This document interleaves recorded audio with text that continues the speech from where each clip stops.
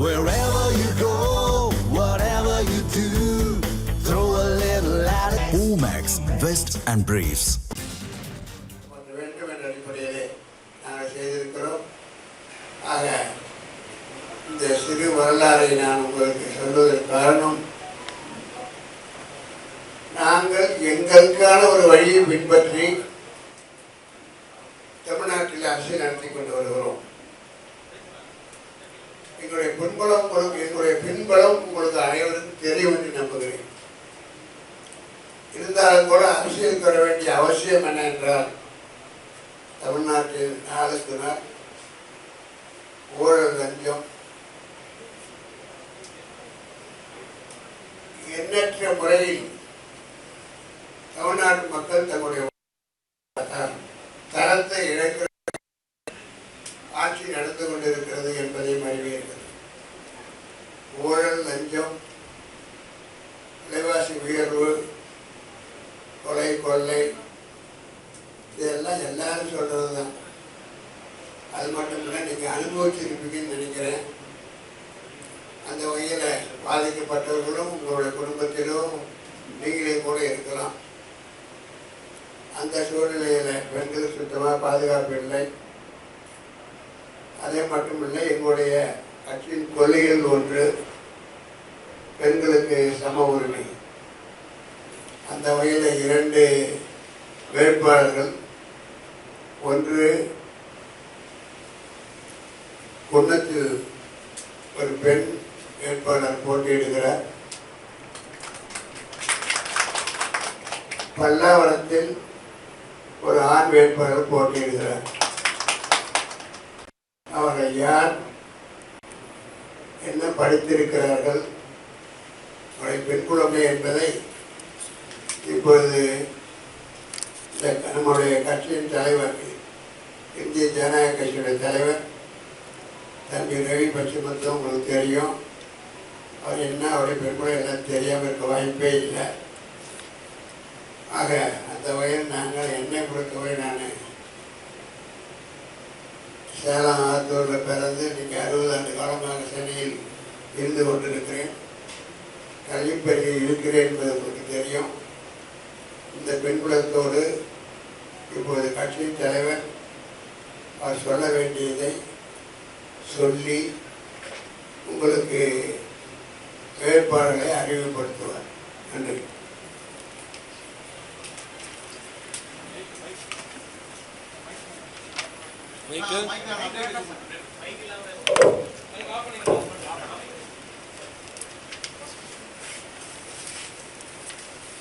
இந்திய ஜனநாயக கட்சியின் சார்பாக 2026 தேர்தலுக்கு இருவரை நாம் அறிமுகம் செய்ய இருக்கின்றோம்.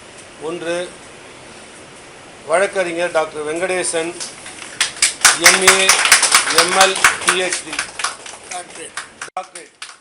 இவர் 15 வருஷமாக நம்ம கட்சி ஆரம்பித்ததுலேருந்து கட்சியின் சட்ட ஆலோசகராக இருந்து வருகிறார். ஐயாவின் நம்பிக்கைக்கும் பாத்திரத்துக்குரியவர். அதே மாதிரி சொல்லிட்டேன் ப்ராக்டிஸ் வைக்கின்னு சொல்லுங்கள்.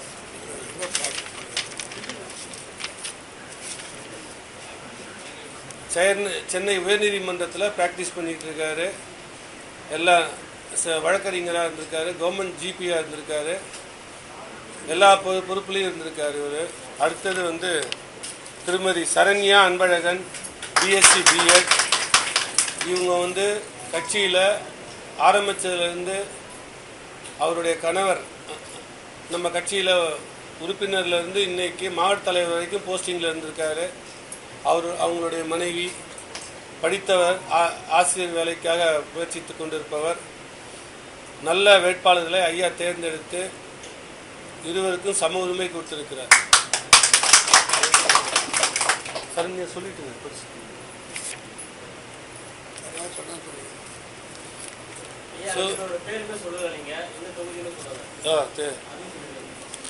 வெங்கடேசன் பல்லாவரம் தொகுதியும், திருமதி சரண்யா அன்பழகன் குன்னம் தொகுதியும்.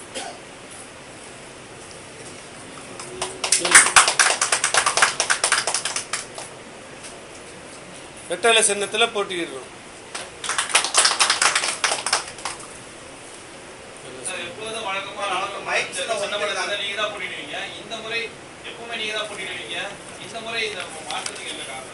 நான் இல்லை இல்லை நான் சொல்கிறேன். இல்லை எப்போ யார் போட்டிடுவா?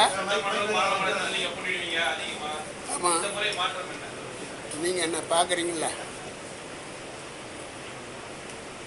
எனக்கு இளைஞர்களுக்கு வாய்ப்பு அளிக்க வேண்டும், வழிவிட வேண்டும்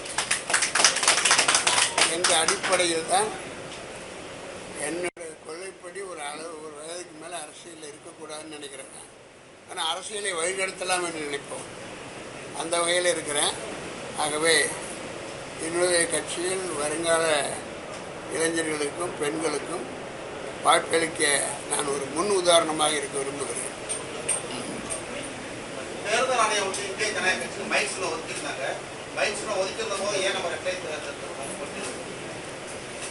அதாவது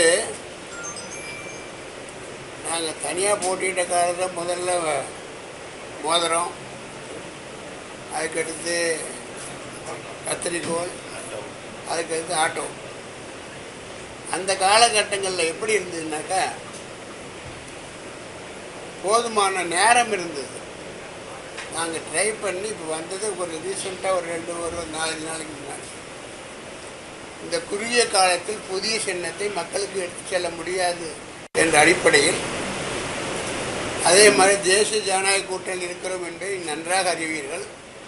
அன்றைக்கும் சரி இன்றைக்கும் சரி தேசிய ஜனநாயக கூட்டணியில் தான் இருக்கிறோம். ஆனால் ரெட்டிலை என்பது அதிமுகனுடைய சிம்பல் என்பது அறிவீர்கள். அவர்களும் தேசிய ஜனநாயக கூட்டணியில் இருக்கிறார்கள். அந்த அடிப்படையில் தேசிய ஜனநாயக கூட்டணியை சேர்ந்த தலைவர்கள் எல்லாம் அவருடைய விருப்பத்திற்காக சின்னத்தை எடுத்துக்கொள்ளலாம் என்று இன்றைக்கு தேசிய ஜனநாயக கூட்டணியை வழிநடத்துகிற மரியாதைக்குரிய எடப்பாடி அவர்கள் என்று சொன்னார். உங்கள் சின்ன இதுவோ எதை விரும்புகிறீர்களோ என்று அந்த உரிமையை கொடுத்தார். நேரம் காலம் சரியாக இல்லை, குறுகிய காலமாக இருக்கிறது. ஆகவே தான் அந்த அடிப்படையில் அவருடைய விருப்பத்தின்படி அல்லது எங்களுடைய விருப்பத்தின்படி அவரிடம் நாங்கள் ரெட்டையில் போட்டியிடுகிறோம் என்று சொன்னோம். தாராளமாக செய்தவர்களுக்கு அனுமதியும் கொடுத்திருக்கிறார்.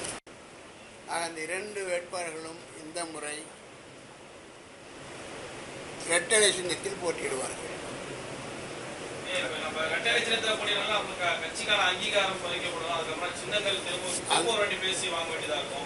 அப்படி இல்லை. முதல்ல நான் பாராளுமன்றத்துக்கு ஒரு தடவை ஒரு அட்டன்ஸ் போட்டேன். இப்போ நான் சட்டமன்றத்தில் நான் பட்சி நடத்தி 15 வருஷமாக இருக்கு. ஆகவே தோழமை கட்சியில் நம்ம ஒரு நல்ல கட்சி, அவங்களும் லீட் பண்ணுறாங்க தமிழ்நாட்டை. அந்த வகையில் நாங்கள் சட்டமன்றத்தில் கண்டிப்பாக நாங்கள் போய் சேர வேண்டிய அவசியம் இருக்கிறது. அதனால் யார் தோழமையை கொண்டால், எந்த கட்சியினுடைய சின்னத்தை எடுத்தால் இன்றைக்கு வெற்றி வாய்ப்பு அதிகமாக இருக்கிறதோ அந்த வெற்றி வாய்ப்பின் காரணமாக அவருடைய அனுமதியோடு நாங்கள் இன்றைக்கு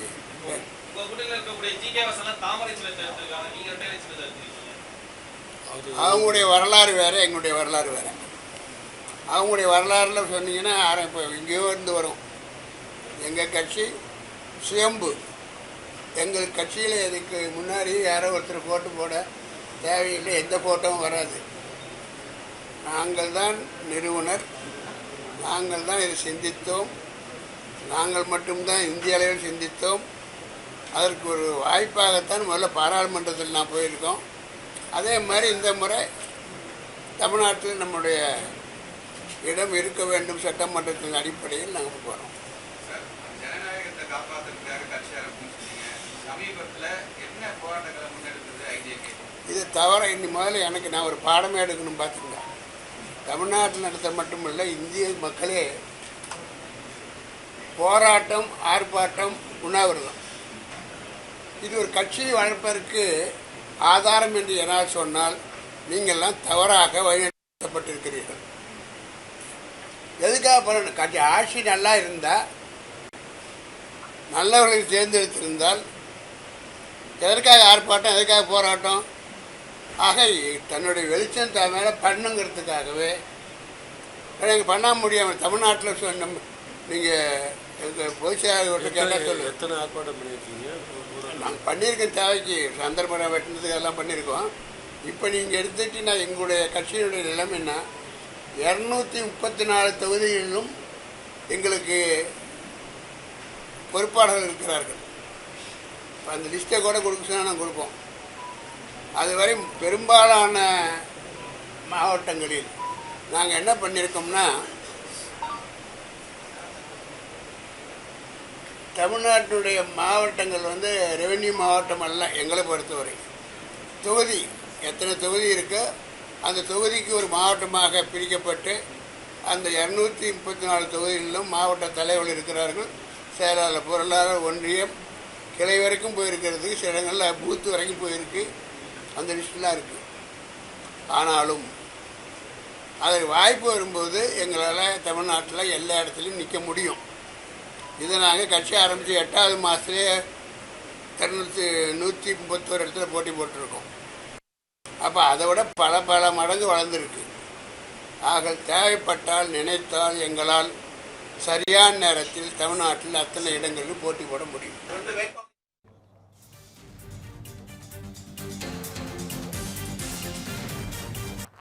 என்டிஏ கூட்டணியில் இடம்பெற்றுள்ள ஐஜேகே கட்சியின் தலைவர் பாரிவேந்தர் செய்தியாளர்களை சந்தித்து பேசினார். அப்போது தங்கள் கட்சி சார்பில் குன்னம் மற்றும் பல்லாவரம் தொகுதியில் போட்டியிடும் வேட்பாளர்களை அறிமுகப்படுத்திய காட்சிகளை நாம் தற்போது பார்த்தோம்.